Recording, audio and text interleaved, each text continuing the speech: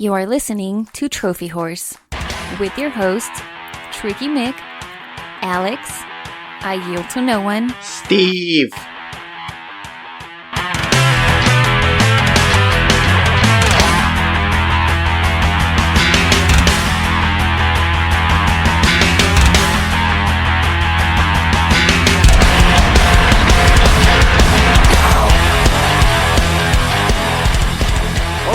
Hello everybody, welcome to Trophy Horse. This is episode 335.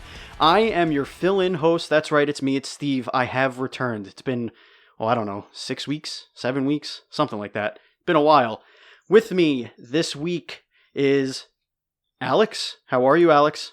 Well, thank you for giving me a normal intro there, Steven. Yeah, I'm not messing around, Tricky, dude. I'm not doing that stuff. Tricky usually does this like Michael Buffer stuff where he tries to pump everything up, and it's nice, but every once in a while you just kind of got to go low-key into the show. So, I'm good. Sometimes less is more, Alex. Sometimes less is more. I'm doing really damn well because this week Shadow of the Colossus comes out for PS4.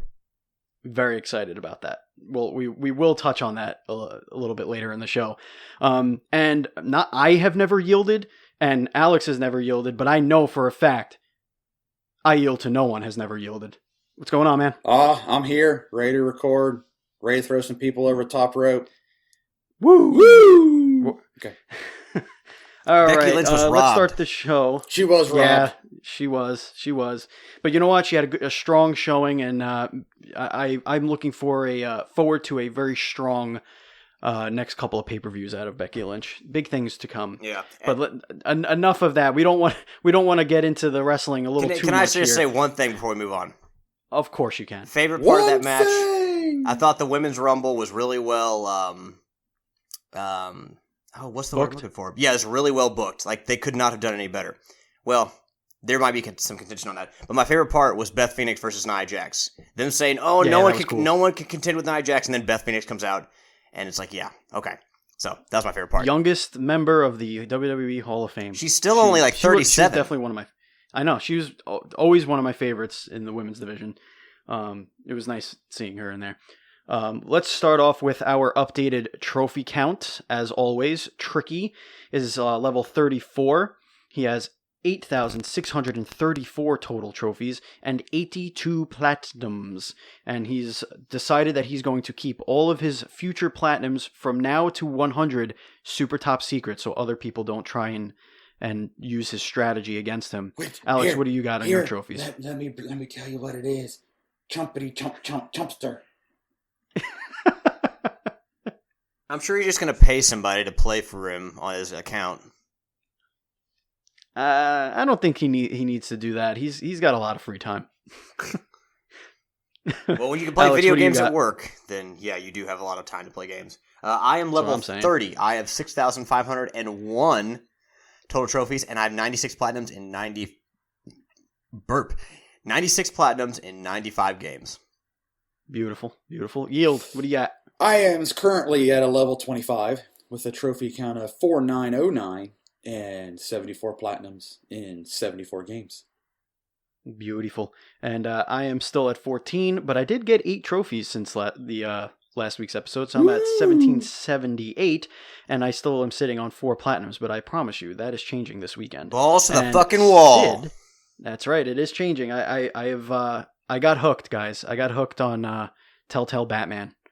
And it's gonna happen. It's I know it's an easy one, but still, it's gonna start opening the floodgates. I know it. Sid is at level 28. He's got 6373 in his total trophy count, and he's got 89 platinums because he's an absolute beast of an animal. He is getting platinums at a rate I don't think I've ever seen before. Sid's gonna be the first to 100. Yeah, it's insane. So anyway, what are we playing? Before we get into the news, why don't we talk about what we're playing? If you don't mind, I will start just because it's fresh in my mind and I don't know what to think. But last night I streamed on twitch.tv/provinggamer my first ever Monster Hunter experience. Andy, my co-host of Nintendo Dual Screens, came over to my house. He brought Monster Hunter. He said, "Here, try it. Let's." And I decided to stream it. And I got to be honest, guys, I don't know what to think about it. Have you guys ever played Monster Hunter? I have not, no. No, can't say that I have. I know that it's wildly popular in Japan. Sure. I mean, it definitely has a hook to it that I could see becoming very addicting very quickly. My only real issue is that the combat itself is not very good. It's it feels almost like Dragon Age Inquisition, except without the flash and also without the aiming. There's no target lock. All you can do, if you lock onto a target, all it does is center it on your screen, but only for that second. So it doesn't constantly keep it in the middle of the screen, so you can't really focus on one creature, and you could get mobbed very quickly with a bunch of different creatures. So, it just doesn't feel satisfying when you're actually fighting. Obviously, the rewards from it are why you fight, and that keeps you going. But I don't know. I'm tossing up whether or not I should take the plunge and play the game. But I don't know. We'll see. I did 2 hours. I got to my first real hunt. Finished that, and I don't know. I don't know what to think about it. Yield, what have you been playing? I've been playing some Lego Jurassic World. On. If I may. No, you may. Sure. Sorry, Yield. No, go ahead. Sorry to interrupt you there. Steven, what you talked about how there's a hook to it that you can see as being something that's going to pull you in. What exactly is that about Monster Hunter? For those of us who've never played. Yeah, it's the classic MMO / games of service type hook. It's you kill creatures, you gather their resources, you use the resources to build new armor, new weapons, upgrade your weapons, upgrade your armor, change your look. It's all about getting the new hotness. It's all about striving for the next best item that you can possibly have. And obviously it's a loot game. It's a Diablo type situation, except you make the stuff. You don't just find it lying around. You gather the resources. You say, oh, I need to kill 35 of these little monsters because I need 35 of their hides in order to get this upgrade in my armor that I really want. I like the way it looks, and it's the play style that I'm used to. Like when I try and play fast moving characters with light armor. I don't like that lumbering type thing. Typically, if there's a rogue in a game, I'll play a rogue, that type. So I want the best leather armor. I want the best light armor that I can get. So that's the loop. The loop is go there and you hunt down these animals that give you the materials to make the best possible armor for your level. And it's the interesting thing that it does is that every mission that you get, every single hunt that you go on, you can make public, and you could ask either one person, 2 people, or 3 people to join you in your hunt. And the community is extraordinarily helpful because there's no benefit to being a dick in the game. Everybody shares everything. Everybody helps everybody. It's actually quite remarkable to see an online community that plays like that, because Destiny is the game, the other game that I've been playing a lot of recently, and it has a very similar hook and it has a very similar community, except if you're not good at Destiny, people will actively kick you out or drop out of the game because they don't want to play with somebody who's bad. Whereas in Monster Hunter, they want you to get good, because if you're playing better, then you help them more. If you have higher level missions, if you have the ability to do something, to do a mission that they want or something like that, there's just a lot of give and take there within the online community in that game. So I think it has a lot going for it that can really raise its popularity in the West, because the West is getting more and more used to these games of services, but they're not exactly friendly territory. They're not exactly great communities to be a part of 100% of the time.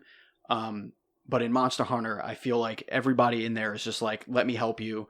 Let's figure this out. Let's fight this thing. Oh, if you jump in this way, you're going to get killed. And the other interesting thing, and I know I'm droning on, but I'll wrap it up here. The other interesting thing is there's a 3 deaths and the mission has to restart type thing. So if you're playing with a group, there's no incentive for them letting you die. They're going to try and keep you alive as much as they can, and vice versa. So if you're the weak character, you die 3 times, that sucks for the group, but it's basically the group failing you. It's not you failing the group. That's how it's viewed in the community. So it's really cool. It is very cool. I just really did not like the actual hand-to-hand combat of it. It just seems very inaccurate and like you're flailing about. Maybe I'll try a different weapon. Maybe that's the thing, because the weapons all play very differently, almost like in Bloodborne and Dark Souls. But yeah, I don't want to go on too long. So Yield, let's kick it over to you. What have you been playing? Well, I hope the community sticks up to what you are saying it is, because I've pretty much given up on multiplayer games for the fact that it seems like 90% of the players out there are douches. So, what I've been playing is I've been playing some Lego Jurassic World. Finished out the single player last night. So now I'm down to just free world and go back through free play. And I jumped back into some Uncharted 4. Went to the multiplayer to get the trophies in that, which I'm down to 1, which was there were only 5 to get. And then I'm going to go back through and get my hard and crushing and all the hidden I do not envy you. All the hidden trophies. But I was talking about the multiplayer. I jumped into Uncharted's and I was like, first impression, I was like, yeah, not caring for this too much, so we'll just hurry up and get the trophies and move on. And it's just, yeah, I don't know what it is about U.S. players or just combat players in general, but people are jerks. Yeah, it's just people are selfish. That's really what it comes down to, I find. So, and that's it. That's all I've been playing. Sweet. Alex, what about you? So, I finished Inside. I found all the secrets, so I got 100% in Inside. Super happy about that, because great game, Play Dead, great studio. Now, right before Shadow of the Colossus comes out, I finally started playing The Last Guardian. And I'm not that far into it. Trico and I just got out of the cave where he was being held captive, so I'm still really young or really early into the game. It's going to be kind of a slow burn because it has taken me, at least, it's kind of jarring to deal with the control scheme that they use, Japan Studio, because usually, like in a game, X is jump. Well, in The Last Guardian, much like Shadow of the Colossus, I'm pretty sure, triangle is jump. So it kind of inverts the entire control scheme, and like everything that you've learned, like the controls should be intuitive, but everything you've learned that like since you've been playing games is pretty much thrown on its head because they use a different control scheme. So I'm still kind of dealing with that and having some trouble like trying to jump on Trico and then hitting the wrong button and I'm letting go and falling off. So a little frustrating to start, but once I get used to the controls, I'm sure it'll be fine. Yeah, like I said, I'm not too far into it, but I'm excited to play and see how it goes. I don't know. I don't know if I'm going to buy Shadow of the Colossus and start playing it before I finish The Last Guardian, if I'm going to go through The Last Guardian and then play Shadow of the Colossus. I don't know. But I'm excited to finally get to play The Last Guardian, and I'm super excited that Shadow of the Colossus is coming out. And so many people are going to get to experience it for the first time, and I'll get to experience it for like the upteenth time. So, coming out on Tuesday. That is the 6th? Yes, it's already February, everyone. Yep. Run for the hills. Lose your minds. Yeah, we're going to be cranking champagne glasses here before we know it at the end of 2018. Oh, good lord. All right, well that wraps up what we're playing. So why don't we just dive right into the news here? You buckle your safety belts here, folks. We got how many items we got? 6 items, I think. Yes. Yeah, we got 6 items on our news list here. First things first, PlayStation Plus. The free games for February 2018 have been announced. Looks like a halfway decent lineup, I guess. Kind of, sort of. Sony has a real knack for picking out winning games for PlayStation Plus. That's right, ladies and gentlemen. Knack. Knack is coming to you for free on the PS4. Also, Rime is coming for PS4. The list is rounded up with Splunker HD on PS3, Muggin Souls Z coming to PS3, Exile's End on Vita, and then Grand Kingdom on Vita and PS4. Now, I could have swore... Oh yeah, Starblood Arena, right. Starblood Arena is also coming to VR. So if you have the VR... I actually added it to my list just in case, because if I ever do get VR, I want a nice backlog of games to go through, but it reviewed halfway decent. So if you have VR and you didn't play Starblood Arena, give it a try. Have you guys played Rime? No. No, sir. Yeah. The interesting thing about these two titles, Knack and Rime, is that they were very, I guess Knack wasn't very divisive. Knack was kind of just middle of the road. 60% of the people liked it, and the rest of the people hated it. But Rime, it's up and down as well. Rime, depending on the platform you're playing on, has performance issues and stuff like that. It'd be interesting to see how it performs on PS4, and I have a Pro, so I don't know if that's going to make any difference, but it'd be interesting. I added them to my library. I know you guys probably are too, because you're compulsive like me in that manner. Yeah, I know Yield played Knack. I've got the platinum in Knack. And I have never... I did play Knack. So, what do you guys think of Knack? Should I play it, or is it worth it? It's dreadfully boring. I enjoyed the game. It kind of reminds you of the old platform games. So that's exactly right. Yep. I enjoyed the story. The platinum does become a grind because of the diamonds that you have to find. I had myself set up really well for somebody like you to come in and get all your diamonds quite easily, because when you find a treasure chest, you can either take whatever the game gives you, which it's random, or you can look at what your friends have gotten out of that box when they opened it. So I had myself set up that when I did my diamond run, I found all but 3 diamonds in my diamond run, because what I would do is if I didn't find a diamond, like if I started a level and you got a treasure chest within the first, let's say, minute of the level, if I didn't find a diamond, I would quit the level, quit out of the game, and reload the game. So that way it didn't save, and then you could go back and reopen the treasure chest, and I kept doing that until I found a diamond. And then I would continue on playing, because once you open the chest, it's open. You can't chapter select it. You have to do it you have to find them in a playthrough.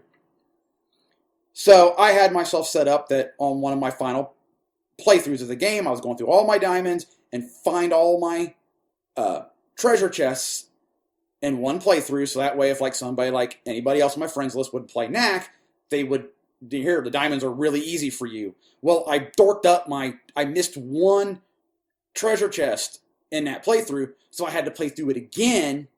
And in doing so, I dorked up all the diamonds, because I had 10 or 12 diamonds lined up throughout the entire playthrough. So feel free to take any diamonds you find in my playthrough, Alex, but you're still going to have to farm a little bit to find the rest of them. Blech. For me, it seemed like a very, very bare bones platformer, mascot type platformer. Probably really good if I was 12, but as an adult, it wasn't something I was really interested in, and I skipped on Knack 2 for similar reasons. Moving on to the second bit of news here. Kaz Hirai is officially stepping down as the Sony CEO. This is something that we were told was going to happen at some point this year, but now we officially have a date for it. This one's coming from IGN by Joe Screbbles. Kaz Hirai will step down as Sony CEO after a successful 6-year reign. The move was proposed by Hirai himself, who will take on a new role as chairman, so he's not really going too far.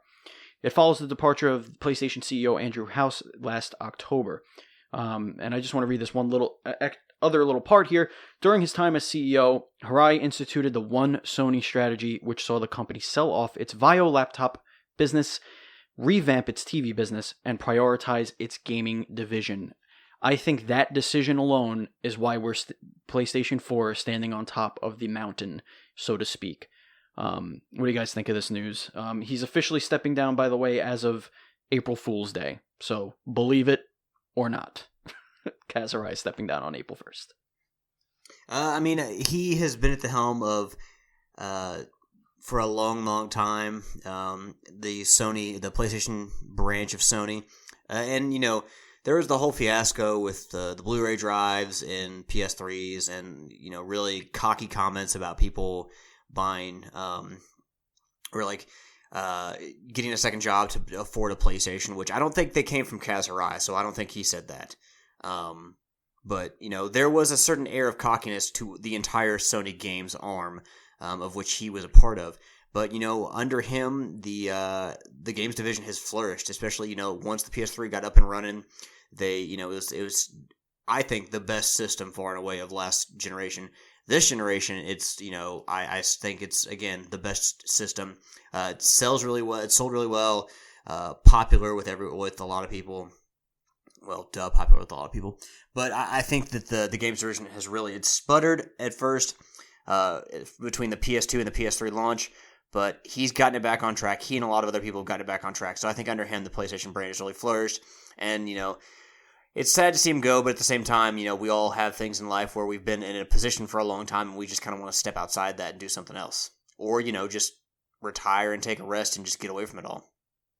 Or give somebody else a chance to bring new ideas to the table, invigorate it's interesting because he is stepping down while PlayStation's at an all-time high, so it's almost like when a president inherits like a really good economy and stuff like that and takes credit for all of it. I mean, we'll see what happens to the who is the we have the name of the person coming next, right? It's kind of like Kazurai is leaving. It's kind of like, what else do I have to prove? PlayStation's at an all-time high. I got nothing left to do here. I'm gonna go take my ball and do something else. Now, I mean, it doesn't say that he's going to leave Sony entirely, so he may just do something else within the PlayStation brand. But he's done a really good job leading that division. And at this point, what else has he got to prove? So if he wants to do something else, hell yeah. Sony's CFO Kenichiro Yoshida will take over the role, so we'll see what happens on that front. Hopefully they ride this wave and don't look back. Red Dead Redemption 2 has a new date. It has been pushed back. It will be now releasing on October 26th, and the rest of the gaming world is running as far away from October 26th as possible, or you would think that they should be. So what was originally slated for spring 2018, it looks like they needed a little bit more time for polish, so they're pushing it back to October, which is honestly, I thought it would come out in the fall anyway. They follow the big fall game trend almost every time they release one of their big games. But what does this mean for those other games that usually come out in October and early November? Are we going to see Call of Duty push, or are they comfortable where they are? We know Anthem was already pushed to next year. I don't know. I think everybody's got to run for the hills here from Red Dead Redemption 2 because it's going to be one hell of a game. You mean you'll probably see some cannibalization of sales between games, but at the same time, if it's a game like Call of Duty or something like that people want to play, then they're going to play it. So they may play one game first, but then they'll jump into another one later. I really think that I think that it's not necessarily the larger games that are going to suffer. I think it's maybe some smaller games that are going to get lost in the shuffle because there are downtimes in gaming when people are looking for something to play, and that's when a lot of those other smaller games, PSN games, whatever, kind of rise to the top. It's like, okay, I'll give this a chance, or like I'll play this game that I got for PSN Plus as a freebie. But when a game like Red Dead comes out, it's like nothing else matters. So you still have those other big games in mind. So unless the multiplayer component dies off immediately, then I think those games will be fine. I think what you're going to see is a lot of the smaller games that get more attention when there aren't as many big games. That's where you're really going to see the issues. See, I would like to believe that, and Yield, I'll let you jump in a couple of seconds. I would like to believe that, but with Super Mario Odyssey selling something like, I don't know, what was it, 9-10 million copies, it didn't seem to slow down the indie scene on the Switch at all. The indie games on Switch are selling better than on any console or any PC or any platform, even with games like Zelda, Mario Kart, Mario, Splatoon, all selling in millions and millions of copies. So I don't know if that's just a unique thing to these Xbox and PlayStation ecosystems where people just focus on that one thing. Well, you got to remember maybe it's because of the portability of the Switch. But you got to remember with first party exclusives and then third party publishing, Nintendo traditionally has not had strong third party support. Whereas on the Xbox and the PlayStation, you may have a bunch of third party games hitting all the time where you get like one or two big console exclusives. Whereas Nintendo, who traditionally gotten like one like big game a year. Like a Mario may come out one year, but then like another year you've got a Zelda. So like there's a lot more space between those big games. So you may have a big game come out like Super Mario Odyssey, but what else was available for the Switch at the same time to flank that? Whereas like you get into the fall and you're a PlayStation 3 and Xbox owner, you may have something like Red Dead come out and Battlefield come out around the same time, and then Call of Duty come out around the same time. And I mean, I guess Call of Duty and Battlefield, they're now like putting those on the Switch, aren't they? Not yet. Okay. Nothing's confirmed yet. I would imagine so, based on the success of Doom, the Doom port that ran well and only really needed some texture changes to run as well as it did. So I don't know. Bethesda did some special stuff over there on the Switch. So I don't know if other people want to put that amount of effort into it, but we'll see. So while Nintendo may release like it's like a race. So while Nintendo might release a really big like car, like a really well known like giant like Mario, there's not as many cars in the running on a Switch as there are on the PlayStation 4 and Xbox One, because there are more games available, more high profile AAA games available for those consoles. So I kind of tend to agree with Alex that Red Dead sales won't hurt initially, but when you get into November and you've got your Call of Duty and your Battlefields and maybe your Assassin's Creeds, the online component will die off very quickly, because now all of a sudden now I've got my new shiny, Call of Duty to play. And a lot of, like, I also agree with Alex, a lot of the smaller games will get hurt, because now everyone's going to run to Red Dead. I always thought that they should always stick to their mid-summer, late summer release when there's nothing out there, because now everyone's going to buy your game no matter what. So this is the second time the game's been delayed for polish reasons. So I mean, I'm sure it'll be outstanding. It's Rockstar, but I'm slightly disappointed that they moved it to October. I thought it would always be like July, August. All right. Well, hopefully it doesn't slip again, because that would be really obnoxious. Moving on in the news, this is interesting, and I haven't been able to check this out. I don't know if you guys have, but God of War and Facebook have come together on a little collaboration for a text adventure game called A Call from the Wilds. Again, it's more wilds. I don't know what it is with Sony and wilds, but those untamed wilds, they'll get you if you're not careful. they get you every time. So this adventure explores Atreyu's past. There are 8 pieces of art to unlock if you complete the story. This is from IGN.com. Just going to read a little snippet here. Sony has collaborated with Facebook on a God of War text adventure titled A Call from the Wilds, and it is out now on Facebook's Messenger app. Interesting. According to Santa Monica Studios' announcement on Twitter, players will explore the Norse wilds as Atreus? Atreus, yeah, on his first adventure. The text adventure consists of several chapters, and if you make it to the end, you'll unlock 8 pieces of concept art.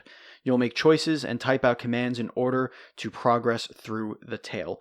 Interesting. They are doing a lot of weird art and backstory and strange stuff with God of War, which leads me to believe that the game itself is going to be a lot more focused, which I like. You get all this extra stuff elsewhere, but this is interesting. Have you guys checked this out? No, sir, I've not. As I said before, I think God of War needs to be done. I'm not really looking forward to this game, to be perfectly honest. So I'm, anything involving it or connected to it is just not going to get any of my attention. I'm just, after God of War 3, I'm just kind of like, where else are we going to go? See, I always liked the games, but I didn't feel a emotional connection to any of it. I just played them because they were really cool action games. This one I feel like is a different genre altogether, and I like the way it looks and feels way better than the other God of War. So I didn't play anything. Well, I did play Chains of Olympus, I guess, on what was that, PSP. played that one, but I played 1, 2, and 3 and Chains, but I didn't play Ascension or anything like that. So I'm looking forward to getting back into it, seeing what this has to offer. But before I decide to write the whole thing off, Yield, were you a God of War guy? No. I thought about going back and playing them, but to me, when I played the demo of the first God of War, I'm like, oh, this is really cool, but it's a button mash game, and I've never been much for button mashing. I mean, there's more nuance in it than just button mashing, but I get the sentiment. You can insert some skill into it. I mean, you can button mash, yes, but I mean, you can insert some skill. I mean, you still have to dodge and appropriately time your attacks against your enemy, and do specific combos, switch between the different weapons and stuff like that, like on the fly. It was like Devil May Cry style fighting. But yeah, it's not for everybody. That was the type of game that if somebody was watching me play, they either said, I need to get this, or they said, nah, not for me. So, I mean, whatever, to each his own. Battlefront, gentlemen, Battlefront 2 has missed sales expectations and now microtransactions, possibly as a result of the missed sales target, will be making a return in the next few months. That's always the answer. You remember what pissed everybody off and made them not buy our game? Let's throw that back in the game. Yeah, because that'll totally make up for the loss in sales. How about making better games? Just saying. Man, I guess they were projecting 10 million. They only sold 9 million. Oh my gosh. God forbid.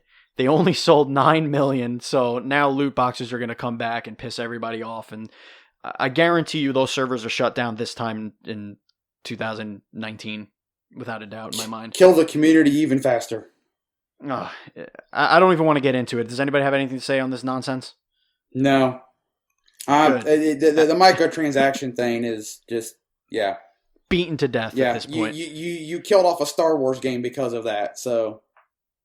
Absolute insanity. People lost their jobs because of that, and I'm not just talking about the people who are, scaled down and stuff during what do you call it, layoffs and stuff. I'm talking about people at the top. Their heads are going to roll for this. Alex, you got anything you want to add to it? No, I mean, it seems like EA they're never happy. Maybe they overproject. I mean, we saw, like, with the Dead Space series, like, they shut down Visceral months ago. Like, maybe they just overproject their games, and they expect too much, and then they spend too much money, and they're like, oh, well, this was a failure because it didn't reach expectations, so maybe they need better management at EA, because it seems like they have always kind of, I don't know, fucked up with their expectation, their projections. Yeah. I think they think they're bigger than they are. I mean, they're a huge company, don't get me wrong. They're worth tons and tons of money. I just think that they think more of their properties than the rest of the world does.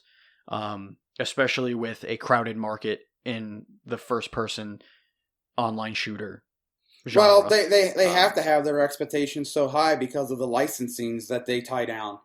I mean, you've got all your sport games go through EA, and they're not paying pennies on the dollar to have exclusive rights to all those sports, and then they spent out all that money for Star Wars, and yeah, so, and then that's what's how that went? That's what's so heartbreaking is that everything Star Wars has to go through EA. Is that how that happened? Did they bid for Star Wars, or did Disney approach them? Did they shell out a bunch of money, or is Disney giving them a bunch of money to make the games? Because I thought Disney, after shutting down, making their own games, they decided to approach studios about making games of their property, hence Spider-Man coming to Sony's PS4 and stuff like that. If that's the case, they went to the wrong company for Star Wars. I'm just saying. I do not disagree. EA, it's just like, EA's not known for their great storied games. Every so often, you'll get this small developer that EA's like, yeah, sure, we'll give you a try, and they produce a phenomenal game. And then all of a sudden, EA dumps all this money into it, and that's the last you ever heard of them. So they've got some gems here and there, but just as a whole, EA's not. They're a sports company. That's their niche. They spend big on their games, expecting a big return, and it seems like too often that doesn't happen, and then they're left with this like, well, this game was disappointing because it didn't sell enough. Yeah, it didn't sell enough. It didn't make us enough money. How about you manage your money better, spend less on projects, and have realistic expectations? Because there was that short time period where everyone stood up for EA. It was when they introduced Dead Space and Mirror's Edge, and now it seems like everyone's gone back to hating EA, just like they did before. Yeah, it's like they said, oh, you want new IP? Sure, here's some new IP. If it doesn't sell 8.5 to 10.5 million, we're canceling it and firing everybody. Yeah, what? It failed. We want 8 million. We want 8 million sold. It only sold 7.9. It failed. Cancel it. Failure. Ugh, terrible. Look at Uncharted. Didn't the first Uncharted only sell like 3 million? Yeah, something like that. It didn't do that. It didn't do that well initially. I think it had a second reinsurgent after everybody was like, "Hey, this game's actually really good." And I won't say grassroots, but like for me, my buddy was like, "Dude, you need to check this game out." I'm like, "What are you talking about?" And then I saw it, and I'm like, "Oh wow, I should go buy this game." So I think it was one of those because they didn't really market the game that heavily. No, they didn't. I don't think they knew what they had on their hands until afterward. But still, it got better and better with every Uncharted. So, but they didn't say sell 10 million or we're not making Uncharted. Like that's ridiculous. And I'm sure they spend a ton of money on making those games. Yeah, they let the sales determine whether or not they wanted wanted a sequel. When I hear adjust their budget accordingly. When I hear stuff like that, it reminds me back to what Square Enix did with the Tomb Raider reboot, and they said it was a failure. And it's like, what? It sold the most on the PlayStation 4, but it's a failure. Okay. So you know what we're going to do? Since it's a failure, we're going to put it on only one system for a whole year, and that system is going to be the one that sold 70% less than the other system. That's what we're going to do. That makes sense. Anyway, speaking of systems, so this is interesting stuff. PS4 firmware 5.50 adds super sampling for PlayStation Pro. I don't know if you guys have a Pro. I know, obviously, I have said I do. I know Tricky does. So members of Sony's PS4 system software beta have shared details about Update 5.5, which adds a super sampling option on PS4 Pro consoles. Details of the update were posted on Reset Era, but Sony has warned, this is with the interesting part, that frame rates can be adversely affected. Interesting. Here's a quote. Super sampling mode can improve the image quality of some games on a TV with 2K resolution or lower. Results may differ depending on the games. In some games, image quality may not improve, or the frame rate may drop. I read the notification in a screenshot posted by a forum member from the beta. So interesting stuff here. It was already doing some super sampling, most notably on Horizon Zero Dawn, which looks absolutely ridiculous in 4K. However they do it, I don't care. Whether it's true 4K, sampled 4K, I don't care. It looks absolutely incredible. So it looks like they're trying to do this for every title, and it doesn't look like it's going well so far. Anybody? Bueller? No, I have no idea what super sampling is, so that's not my. I still have an LED TV, so. Hey, I got an LED, and Horizon looked amazing on that, so. True. Yeah, I'm not really a graphics guy. It's just the thing that pisses me off about the graphics argument is that I can't continue to say I have the best because we can't say that. But not that it matters, really, in the long run. When it comes to technology, can you ever really say you have the best? Because there's something like every week that comes out that tops what you just bought last week. True. Yeah. I guess just the whole Xbox One X thing pisses me off because people tout it as, it's real 4K, it's real 4K. That's great, but you can't play any games, so I don't want to hear about your real 4K. Anyway, so it looks like there's some super sampling coming. It's basically it multiplies and condenses the image as far as what I can understand, so that it appears to be a higher resolution than it is. but obviously there's some setbacks there, and frame rates will dip. So use at your own caution, I guess is the word. Now I want to kick it over soon. I'm not going to go to Sophie's Trophies yet because I think actually this little extra segment here that Alex has come up with fits in nicely here with our news. It's what's hot in PlayStation gaming. Alex, take it away. All right. Well, the first thing, I was on the PlayStation blog looking up some news today, and I thought that it'd be cool. I mean, we've done this in the past, but not necessarily as like its own segment or anything, just kind of lumped in with the other news. But I thought it'd be cool to highlight a cool game coming out that you might think would be a big hit with the listeners, or just something that has a really original idea. So there's this game coming out, and it's coming out on February 13th. So just over a week from now. So this game is called Sprint Vector, and it's described in two ways on the blog as an interdimensional parkour racer, as well as an adrenaline platformer.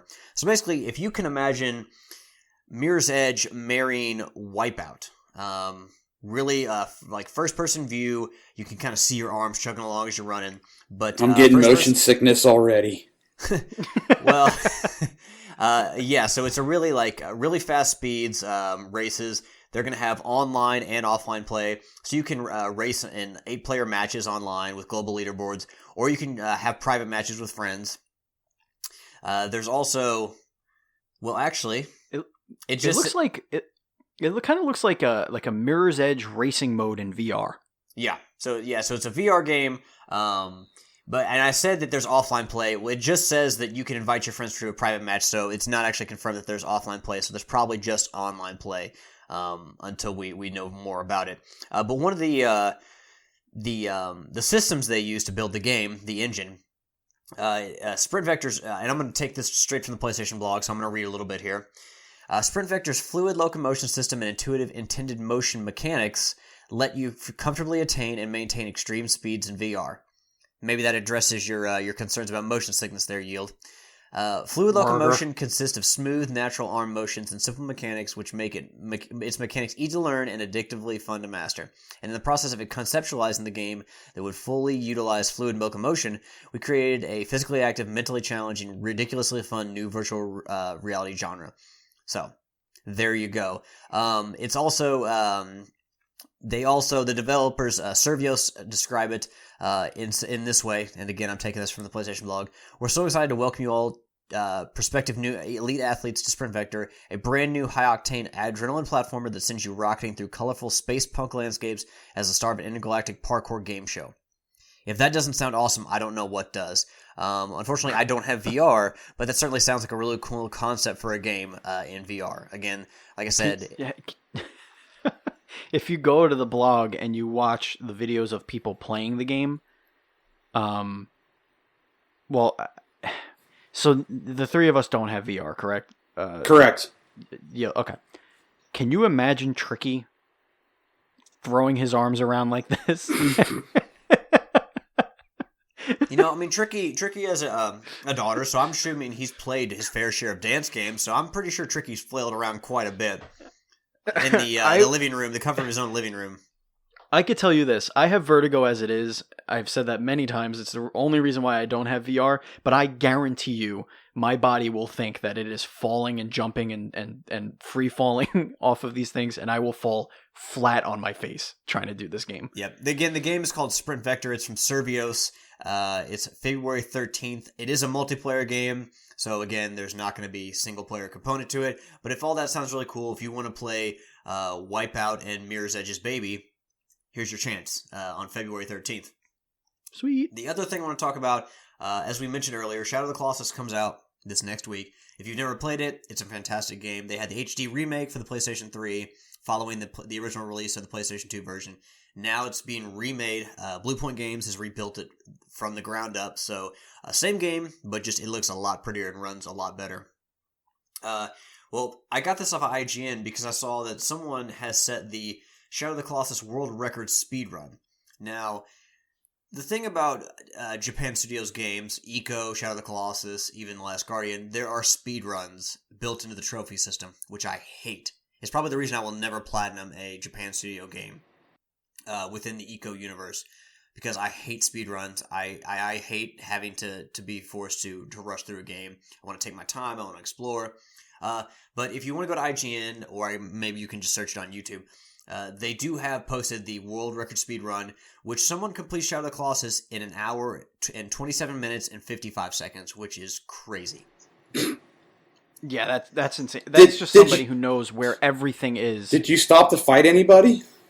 Well, there's no like enemies within Shadow of the Colossus. So basically, you start in this temple, and then they gives you a hint, and you go off to find one of the Colossi that you're supposed to hunt down. After you beat that Colossi, after that you beat that Colossus, then you go back to the temple.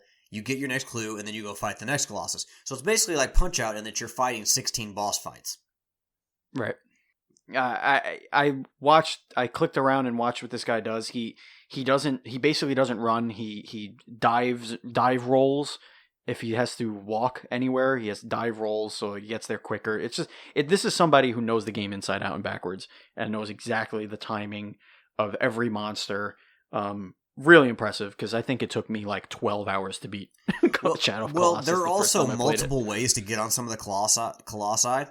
So, like, maybe, I mean, yeah, you can get on in multiple ways, but maybe you don't know the best way, and some of them, it's actually really hard to get on them. So, the fact that, someone might say, 16 boss fights, an hour 27 ain't that bad. Well, these are not just regular boss fights. Like, these are like the game. So they take quite a while, not only to get to, but also to figure out how to beat them. Some of those boss fights took me a half an hour. They're like towering giants. You're not going to take them down in minutes. Well, obviously he did. Except for maybe the first one. Well, he's a freak. Yeah, he's played that game many, many times. All right, and that is what's hot in gaming. Thank you, Alex, for taking us on that splendid adventure. Now I would like to take the time to kick it to Sid for Sophie's Trophies. Hey guys, how are we all? Sid again with Sophie's Trophies, episode 26. This week, guys, it's another small indie game. It's one of the best games I've played in recent months, I have to say. It cost me around about £6, and it was money well spent. Okay, the game is called Slayaway Camp. It is a sliding block puzzle in the vein of 80s slasher movies. The characters are all Minecrafty type characters, made of blocks. The whole game is made of blocks. And the basic premise is you play the part of the slasher in various movies called Slayaway Camp and its subsequent sequels. There are 9 main levels to play through, and each of them has between 8 and 16 levels, I think, or scenes, as they are called. So let me try and give you a little overview of this, guys. Your character can go up, down, left, right. So if you push right, it will go all the way to the right until it hits a wall. If there is a character there, i.e. camp counselor, let's say, for instance, or hell, let's just say a victim. If there is a victim there, he will slide across and kill the victim. If you come down to the side of a victim, the victim will scream and run off whichever way it can. So if you come down on the left side, the victim will go to the right side. Now, the whole idea of this game is to move your slasher around and kill all the counsellors, and then make it way back to a portal. Now, the whole point of the game, it's basically a puzzle game. Think of the old sliding block puzzles you used to play. I'm guessing quite a few of you have played these. And that's basically what it is. That is the easiest way to explain the game. Now, that doesn't sound too exciting, does it really? Let's face it. But when you put in the fact that every time you kill somebody, there is a different kill. Sometimes there will be a little video of a kill. You can skip these if you wish. There are a lot of killers to unlock, and a lot of what are called gore packs. Now, these are different ways of killing. The game is very tongue-in-cheek, and the movies start off at Slayaway Camp, go all the way up to Slayaway Camp X. It follows the same formula as the Friday the 13th films, pretty much, i.e. number 3 is in 3D, number 8 is in Manhattan. It skips number 9 because, let's face it, that was not a proper Friday the 13th movie. It goes straight to number 10, which is in space, so it does follow that formula. All of the killers you can unlock are based on movie characters. There are no licenses in this game, they are just based on, so they can get away with it. Right, let's go through these trophies, guys. The first one, as always, is Slasher. Now, this is the Platinum Trophy, collect all of the trophies, as always, and it is a 19.0% rarity. Let's go down the list. House of 100 Corpses. Kill 100 victims across all Slayaway Camp movies. This is quite an easy one. As you play through the game, you will do this. Killer of the Elite. Kill a SWAT cop. Now, these guys have lasers. If you get in front of the laser, they shoot you. You can't attack them head on unless you have turned the lights off. And only some of the levels allow you to do this. Maniac Cop. Kill a dumb cop. Now, these guys, they have little targets in front of them. If you land in the target, they will shoot you.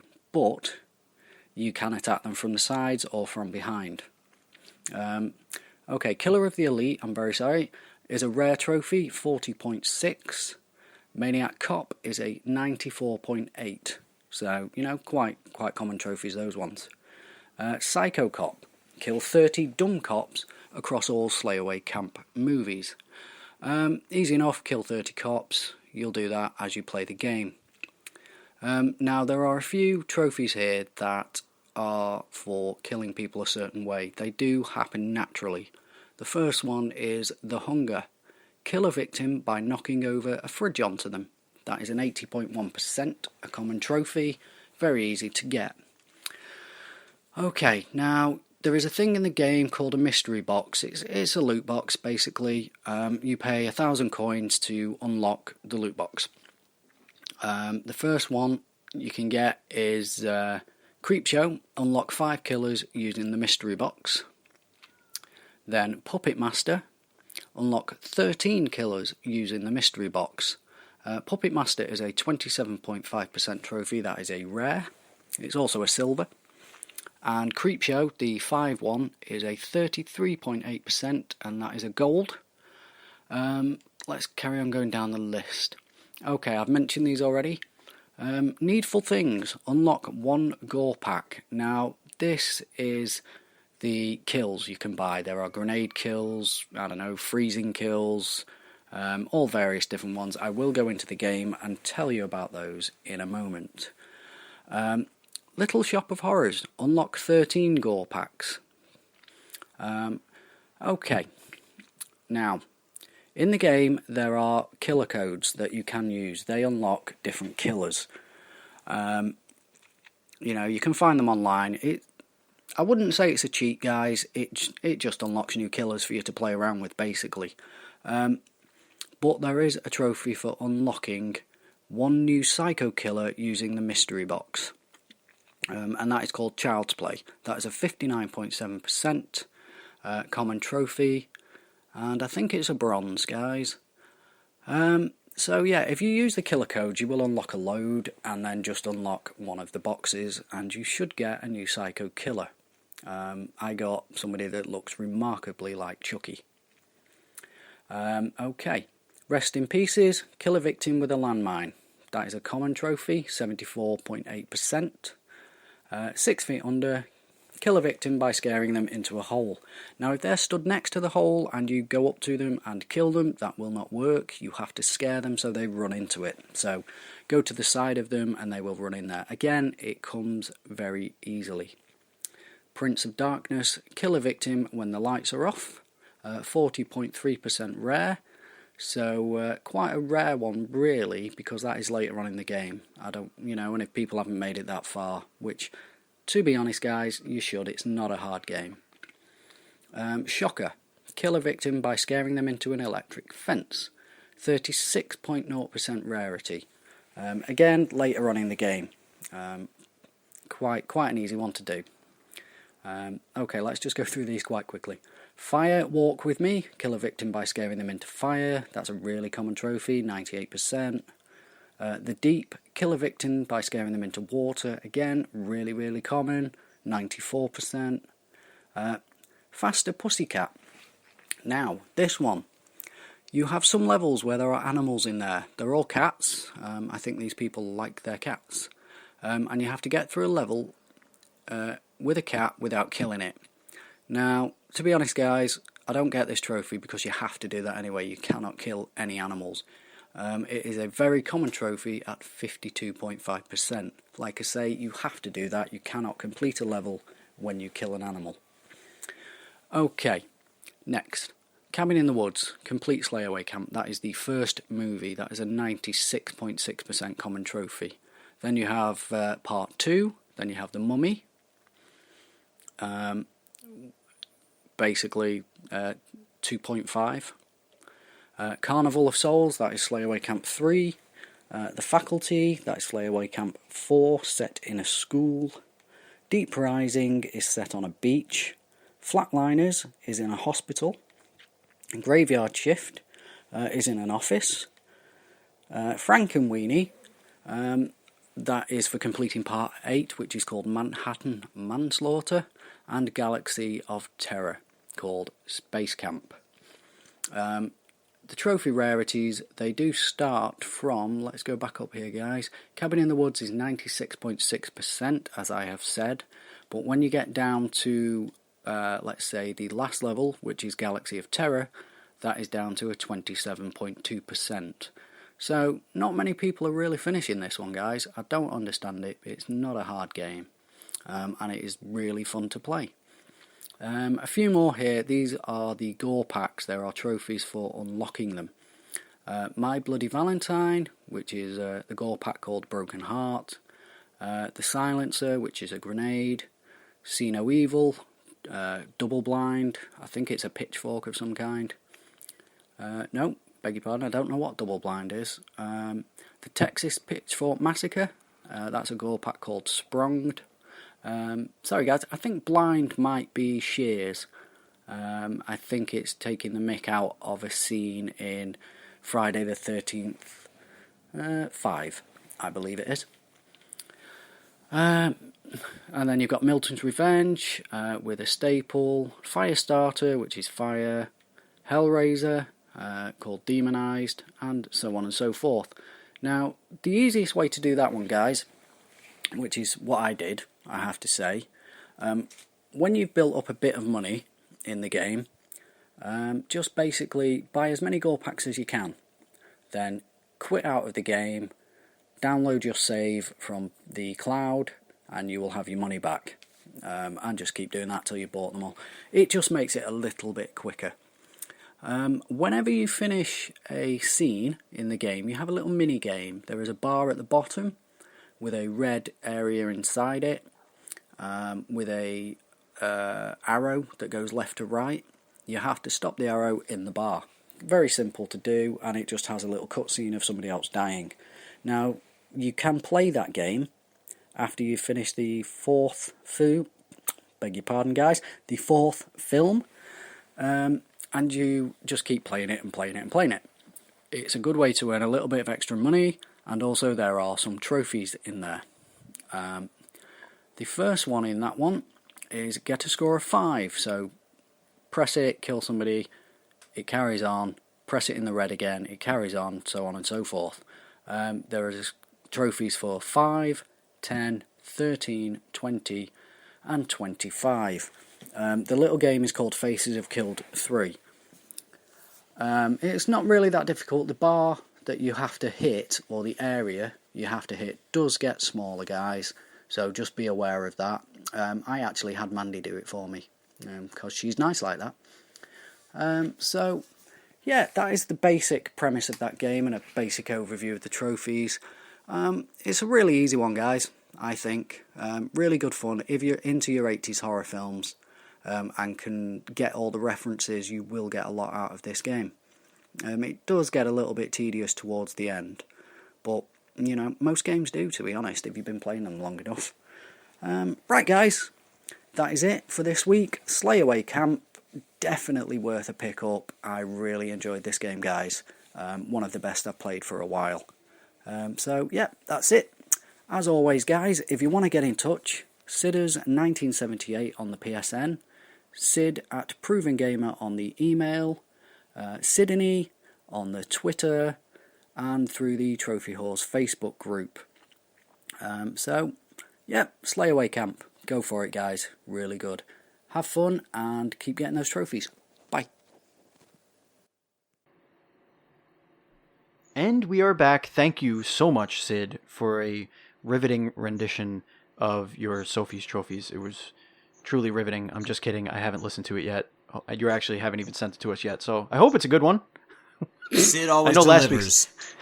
Last week I actually really enjoyed it. I edited last week's show, and so I got to listen to the show straight through as I was editing it, and I know that he did Transistor on my behalf. He didn't get to finish it, and he was very upset about that for some reason. On Facebook, he was saying how disappointed he was that he felt like he half-assed it. I thought it was really good content. He's very well spoken. He's very well thought out.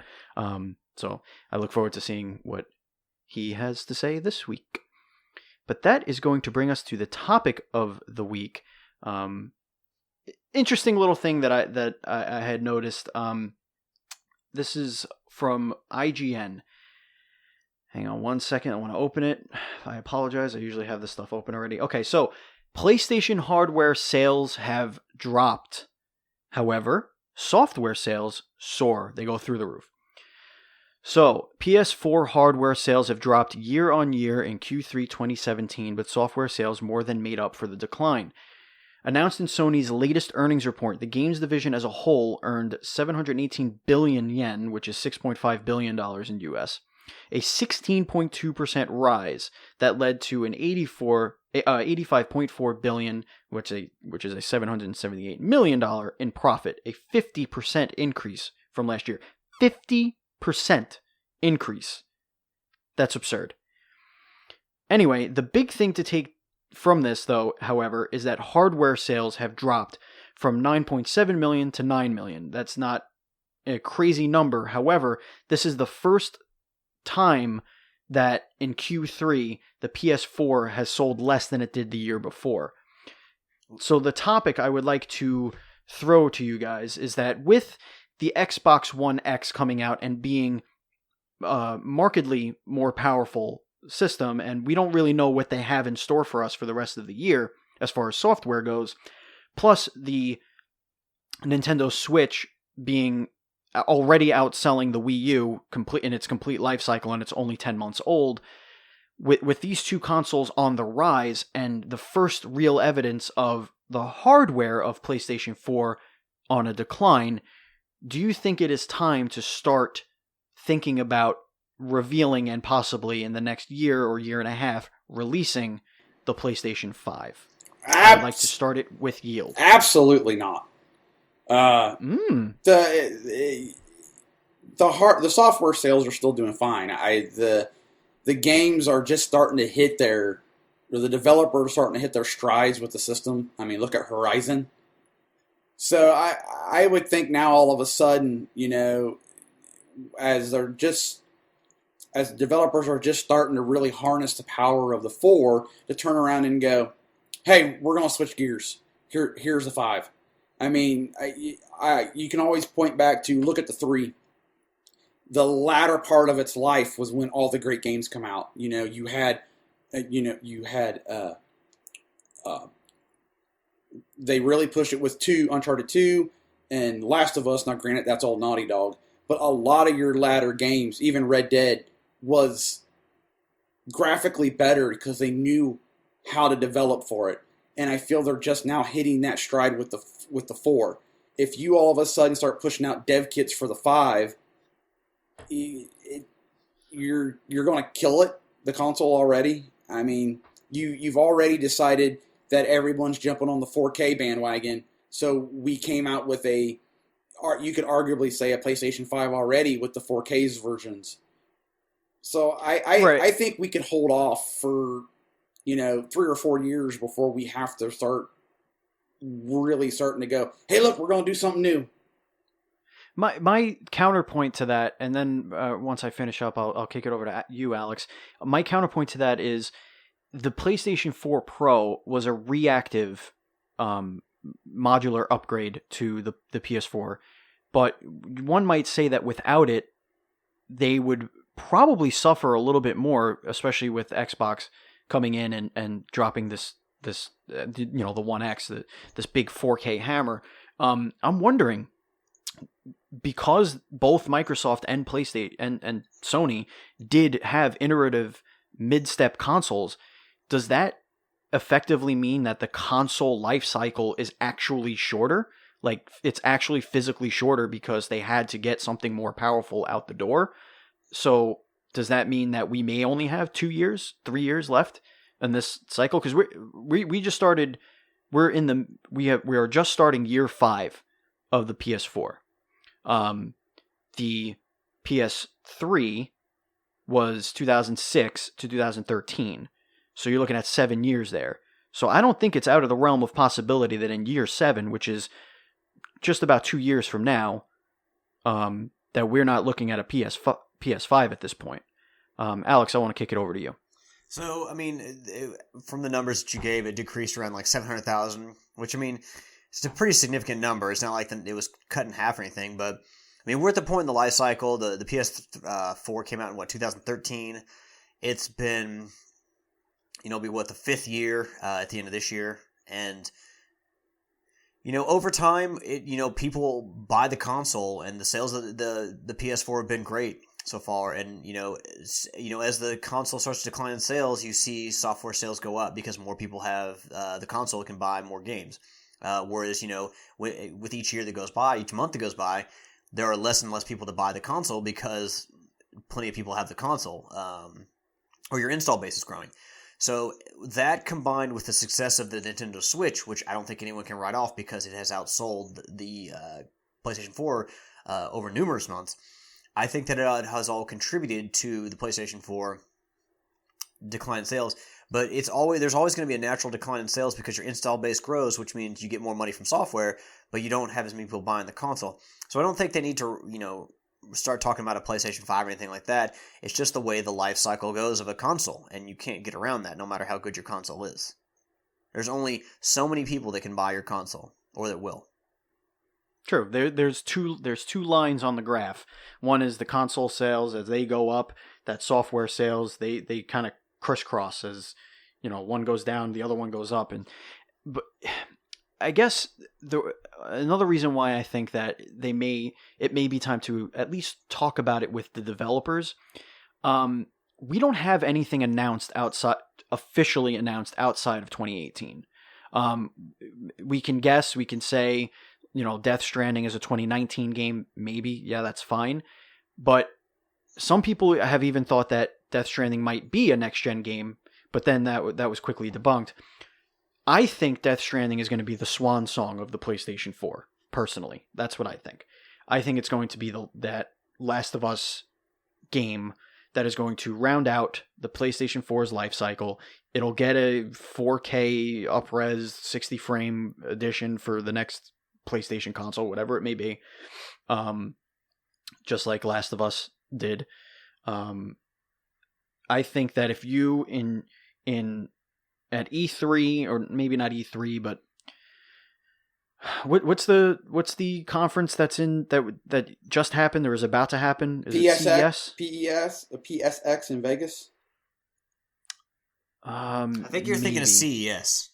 I think I'm thinking of CES too, but I don't know if maybe that might not be the good one to do it, but you do have PAX East or whatever. I mean, typically, like Tokyo surprised. Game Show is a great spot for Sony to reveal something. Sure. I don't think it's out of the realm of possibility that this year they are giving developers some specs to go off of. Not necessarily a dev kit, because you don't really need it, because if it's going to run on the same architecture, the same chipset, just more powerful, more RAM, faster clock speed, maybe a more powerful GPU, maybe a solid state drive, something like that. If you could just tell them, hey, here are your benchmarks. This is what we're going to be working with the next hardware. I don't think that it's out of the realm of possibility that next year at E3 2019, this thing isn't revealed and on sale in the fall of 2019, or even in March of 2020. Maybe they do like what Nintendo did, where they release in March, and they have like a slow build to the holiday season in 2020. Remember, 2020, that's 7 years. That's a 7-year life cycle. That's PS2 to PS3. That's PS3 to PS4. Kind of start, keeping with the trends here. The only wild card I really think is Microsoft. What the hell are they going to do? If they stick with the X, I mean, you feel like they have to stick with it for at least 3 years. I mean, they just made people spend $500 on the thing.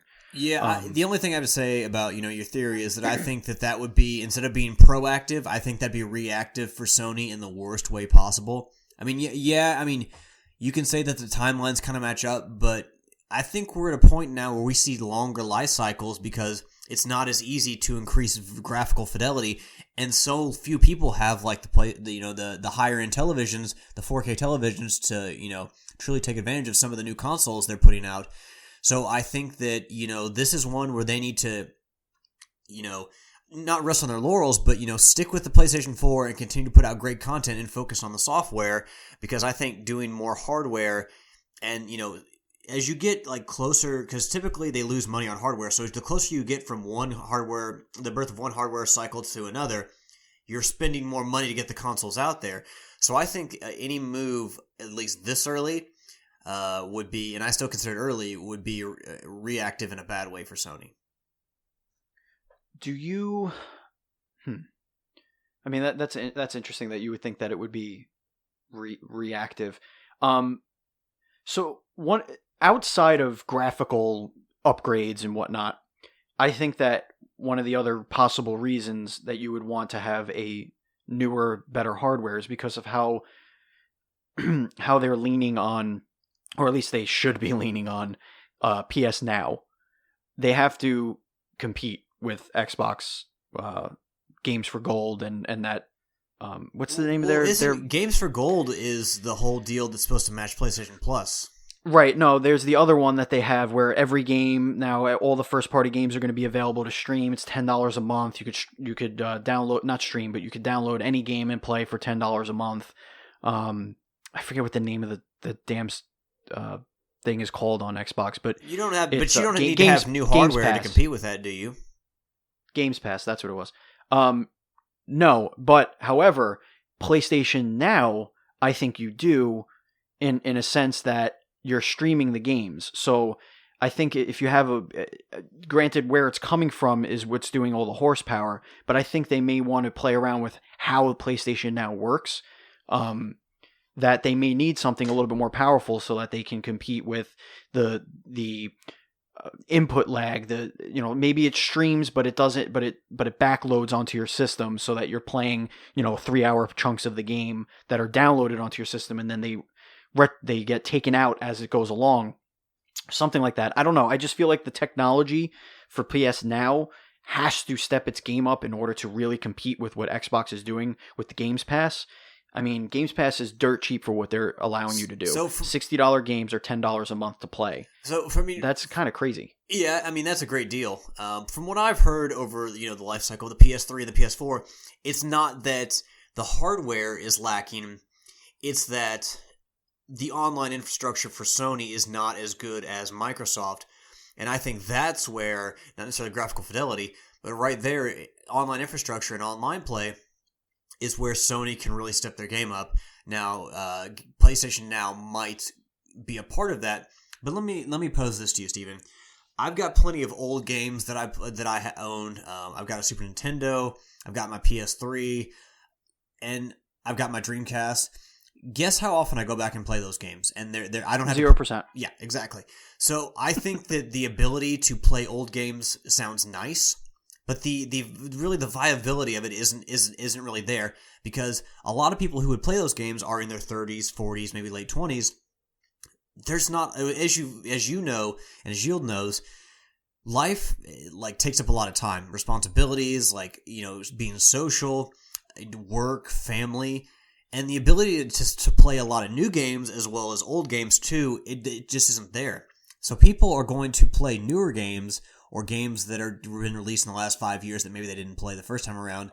I don't think they're going to go back and be like, oh, I can play this game or I'm going to pay, you know, $10 this service a month to play all these old games. You know, maybe they sign up for it, but the actuality of it is they're not going to play a lot of those old games. What if it's the new games, though? What if they follow what Microsoft's doing and they put all their new games on there as a service as well? So I just don't see that. I just don't crazy see. thing. I just don't see that happening, because then people have no reason to go buy the new games when you can get them for $10 a month. Well, I mean, it's kind of like what WWE Network did, or WWE did with the network, is that they now provide you pay $10 a month and you get the pay per view, so you're no longer spending $50 on a pay per view for a month. It's also like there's a thing called Movie Pass, which you pay. I think it's $10 a month, but it's $10. I'm a proud card holder. You get to go see as many movies within that month as you want. Now you only get to spend a certain amount per day, I understand, but you can go see a movie every day with Movie Pass, and it's $10 a month. Yep. So it's along the same lines. You know, I think that. Again, I don't think that they necessarily need to have new hardware in order to do. I think what you're calling for in the improvement for PlayStation Now is not a need for new hardware. It's a need for like better planning, better infrastructure, and just a clearer vision for what PlayStation Now needs to be. Because it looks like, you know, Sony has been out of the gate with PlayStation Now long before Games Pass, but it seems like Games Pass is not doing it better than what Sony is. Do you think that they can make these improvements in the current cycle, or do you think they, have to hit the reset button on whatever comes next? No, I think they can definitely. I mean, we've got software updates, firmware updates that improve our system stability all the time. I think that the PlayStation 4 is powerful enough that they can make the changes they need to without having to hit the reset button, as you might say. The problem with Sony and all that is Sony is not one to say die very easily. I mean, look how long it took them with the PlayStation 3 to finally admit that, you know what, maybe we're a little too cocky. They tend to start to ride this high of, look, we're doing good and everybody's doing what we say. It takes them a while, and as much as I like to poke fun at Microsoft, it's these types of things that they're doing with Games Pass that will get Sony to rethink some of the strategy that they're doing. The whole thing with backwards compatibility was just a dig at Sony because they stuck their foot in the sand and said, we're not doing it. No, you're not getting it. And there was a cry for it, so Microsoft did it. And Alex is right. The nostalgia is there. You'll go back. You might do it here and there. But 85-90% of your gamers, and that might be a little high, is always going to play the newest stuff because, us adult gamers don't have 80 hours a week to game. So one would wish. Yeah. One could dream. Yield. Yeah. So it's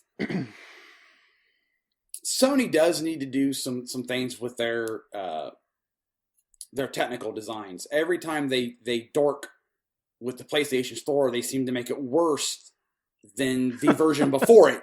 And they're like, look, this is awesome. And everybody's like, no, you just made it harder. Thanks.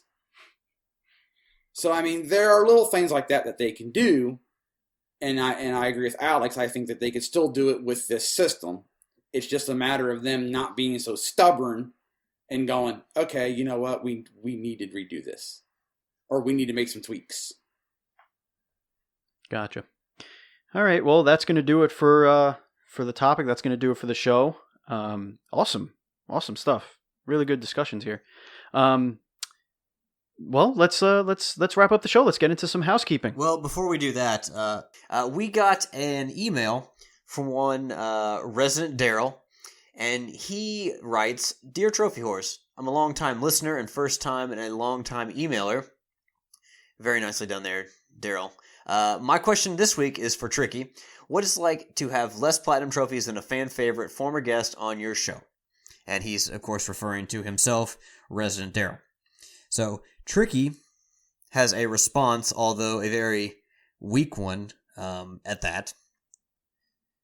So, hold on. Let me pull up my phone here. Tricky's answer is, I don't know. I'll let you know if it ever happens. Bold words there, Tricky. Bold words. So. Wait. Doesn't Resident Daryl have more platinums than Tricky? Yeah, he did. Well, yeah. He might not as of now recording, but as of the email he did. No, go away. Okay. What the fuck was that? Right. I'm sorry, I thought it was Tricky cutting in. That's why I was like, no, go away. Oh, I thought there was a dog that bursted into your room. It's very possible. He's being dragged away. Yeah, whatever.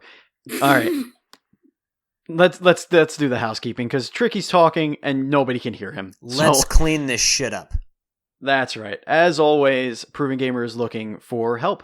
We're always looking for help. We're looking for podcasters, writers, video editors, news creators. That's right. Go out there and create some news. We don't create streamers. News. We report news. Sure we do. We're looking for YouTubers, Twitch streamers, all of that jazz. If you go to provengamer.com, there is a help wanted tab. You click that and fill out an application, and somebody, probably Tricky, most likely Tricky. Yeah, it's going to be Tricky. We'll get back to you. I'm not dealing with that shit. If you want to get a hold of us, there are many different ways to do it. Don't ask me what they are because they're not written down here. They just say email. They just say Twitter. God only knows I'll never remember that stuff. Trophyhorse at provengamer.com is the email. And if you want to get a hold of us on Twitter, I'm at Sonosaurus Rex. Tricky is at Tricky Mick. Yield is at I Yield to No One. And Steven is Batchild27. Correct. All right. Yeah. That's good. If you want to reach us, we do have a phone number. Yield, how could they call into us? You can use the SpeakPipe app on the webpage or the Facebook page, or you can go call the phone number at 330-PROVEN9. 330-776-8369. God bless America. It's a beautiful country. We do have other podcasts. We have PG Spoilers, which is kind of a off the record, off kilter, nonsensical podcast where we all argue with each other and fight each other. But you could also be a part of that if you wanted to create your own little podcast. Send it to us. We'll edit it and we'll throw it up there on PG Spoilers. We also have the Smart Marks, which is a professional wrestling podcast. We have Nintendo Dual Screens, which is the show that I host on my other days that I'm not doing Trophy Horrors or anything else, which is our Nintendo podcast. And we have Game Stuff, which is a general games discussion podcast. All of those podcasts can be listened to on Apple Podcasts, formerly known as iTunes, which everybody still refers to it as iTunes, and they get very upset with us. Stitcher, Google Play, really anywhere where you could download podcasts. However, iHeartRadio streams this show, Trophy Whores, and the Smart Marks. So you can go over there and listen to it over there if you'd like. We do have some PlayStation 4 communities. We have the T-Dubs brothel because Shuhei Yoshida won't let us say whores on PlayStation Network. You're very welcome, Yield. And Yield, you have a PlayStation 4 community as well, don't you? Yes, the Platinum Guild, just a place to come, post your latest platinum, say, hey, look, this is where I'm at, yay me. Or hey, Yield. Or if you, yes. Just a little tip. You know the description, like for the Platinum Guild, like towards the top before like you get down to the message wall on the PS4, it still says 2017. Yeah. Bring in the new year. Yeah, I Yield. I changed it. I was trying to think of something cool to say and I couldn't. So the other day I was like, okay, let's do this, and I changed it. Just write 2019 and just mess with everybody. Well, those are our communities. We do have some. There's also a Proven Gamer community on the network. Right, there is. Yes, you're right. Yes, you're right. There is a Proven Gamer community up there. You could also find this on Discord. You could search Proven Gamer. I don't know how Discord works, to be honest with you. I don't know if you need like an invite or something. I'm sure you could find it. Go ahead, go look for it. You'll find it. It's good stuff. We post a lot of funny stuff up there, so have fun in there as well.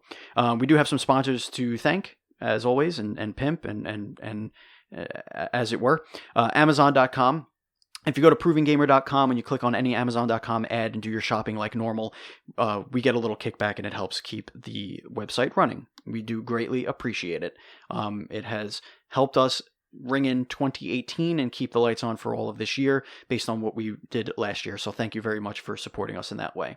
If you have Amazon Prime, you also have a free Twitch Prime subscription, which you can give to our Twitch channel, which is always greatly appreciated. Remember, you do have to re-up every month.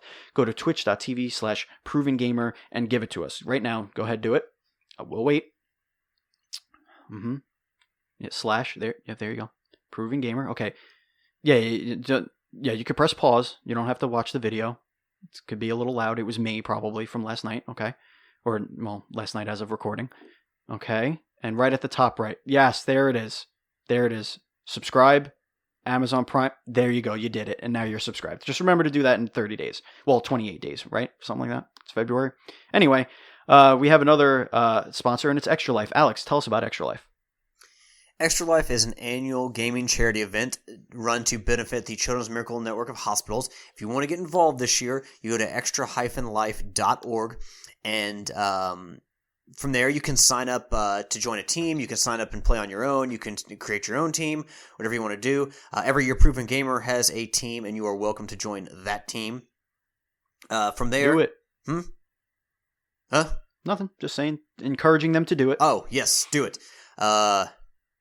But yes, so from there you're going to select a Children's Miracle Network hospital to represent. It can be anyone you like, but we assume it'd be one close to where you live. And then you get donations or sponsorships for your 24-hour, 25-hour marathon, whatever it lands on this year. What you need to tell people, friends, family, coworkers, whoever donate, is that 100% of the money that they put toward to sponsor you in your gaming marathon goes to the Children's Miracle Network hospital that you have opted to represent. The motto for Extra Life is play games, heal kids. It's really a win-win situation. There's no better example. So definitely get out there early. If you've never played before, go to extra-life.org and sign up. If you have played before, go ahead and go to the website and re-up. The longer you put it off, and I know about this for a fact, the longer you put it off, the greater chance that you won't do it. So just go ahead and re-up or sign up today. Thank you very much. And I don't know if you've noticed, but I received a $500 donation a couple of weeks ago or last week. Damn. Big time stuff. Yes, a friend of mine who donated $500 last year, the company that he works for promised to match him, but they couldn't get it into last year's, I guess, budget or whatever, so they did it this year. I don't know if they want to be named. I think they donated anonymously, so I don't want to name them out here on the air, but thank you very much for that generous donation, putting us on the right foot here just 1 month into the year fundraising. Folks, we also have a Patreon page. If you go to patreon.com/provinggamer, we do have multiple tiers for you to support us at. Just for $1, you can help us out tremendously, get us new equipment. We're able to do different types of shows. It would really improve the product if you go on to patreon.com and become a patron of Proven Gamer. Anyway, that's going to bring us to our shout-outs. Yield. Shout it out, baby. Shout out to Steven for hosting, Alex for being here. Shout out to Tricky doing his tricky things on the corner. Hey, a shout out to all the pimps and the madams of the whoredom for downloading, listening, everything that is Proven Gamer and Trophy Horrors. We greatly appreciate it. And that'll do it with me this week. It'll be a light one. Alex. As always, I want to thank first and foremost the listeners. Thank you all for pouring more gasoline onto the fire that is Trophy Horrors. Without you all, the show would not get to where it is. The show would not get to where it's going. So thank you all very much for spending some time with us every week. We truly appreciate it. And as Yield would say, thanks for spreading the word of the whoredom. I want to give a shout out to Steven for hosting. Thank you, sir, for taking over the reins and doing such a damn good job of it. Thank you, Yield, for recording with us. Thank you, Tricky, for distracting us every once in a while by inserting your opinion. And thank you, Resident Daryl, for trolling Tricky and his race to 100. Thanks to Sid for another great episode of Sophie's Trophies. Like I said, Sid's very self-conscious about his recordings, so even if he does a top-notch, spectacular, perfect job, then he's not going to be happy with it. So everyone give Sid a hand and some praise for how well he's done with it and taking Sophie's trophies higher than it has ever been. And since I wasn't here for last week's Royal Rumble talk following the show, I do want to give some shout-outs to people who were involved in that. Obviously, like a shout-out to AJ Styles, who retained his title and put on a fantastic match. I'm going to go ahead and say that I think it needs to be discussions now that AJ Styles is the best wrestler ever. Not just of the now, ever. You just created a PG spoiler. Let you just marinate on that. Shout out to the Hurricane, who came back, as well as Rey Mysterio. But my most shout out is going to go to the Women's Royal Rumble, which was, I had more fun and enjoyed the Women's Royal Rumble match more than I have enjoyed most matches in wrestling, probably in the last 5 years, maybe a decade. It was great to see all the legends. It was great to see some of the younger talent get in there and get the spotlight shone on them. Yeah, it was just a fun thing, so definitely want to give a shout-out to some ladies who I remember growing up and I watched on television. Lita, Tori Wilson, Trish Stratus, Beth Phoenix, Jacqueline. It was great to see all of them back again. Michelle McCool, Kelly. They were both in there, too. She killed it. And, of course, Vicky Guerrero was in there. If you want to see it like a very touching moment, you go see the discussion that Sasha Banks has with Vicky Guerrero about Eddie Guerrero and her influences and his influences on Sasha Banks and her career.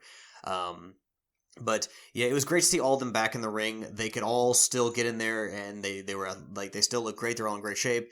They could all go. Oh, Molly Holly! Who could forget the flip that Molly Holly did off of the top rope? A true surprise entrant into the Rumble, but a very welcome one because she's one of the better women's wrestlers of the last 2 decades. Alundra Blaze was on the pre-show. It was great to see Alundra Blaze. So for all the women that could not be in there, who've passed on, it was great to see the women get in there and mix it up in the Royal Rumble. Is one of my favorite matches in a long time. So yeah, those are my shout-outs. Excellent. And I would like to just shout out my wife and my mother who are watching my children and keeping them away so that I could do this recording. Thank you, Tricky, for allowing me to host this week. I really appreciate it. As always, I apologize for my absence. It has been very difficult to sit down and record this, the 2 shows a week, especially because Nintendo Dual Screens has been pushed to weekends. So a lot of times that falls on Sundays now, usually very late, but either way, it's becoming very difficult for me to juggle both shows. So I do appreciate everybody's patience with that. And as always, all the support that we get on our various social medias. Thank you very much for listening. Shout out to you guys for tuning in every week. Really do appreciate it. Shout out to Andy, who came over and introduced me to the Monster Hunter world, quite literally and figuratively. And that's it. So that's going to do it for this week. Thank you so much for listening. Again, this has been Trophy Whores episode 335. As always, be excellent to each other and happy trophy hunting. Later, and while you're being excellent to each other, go buy your friend a copy of Shadow of the Colossus for the PlayStation 4. Peace out. Molly Holly was always awesome.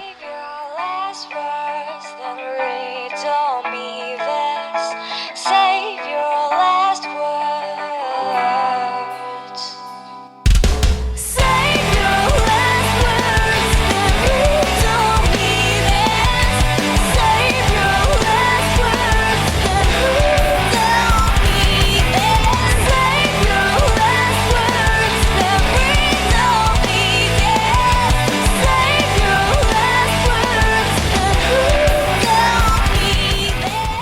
The theme song is Venus by the band Even off their album Zenith. Permission granted by the band and 12 Stone Records. You can find them on Facebook by going to www.facebook.com/evenphilippines.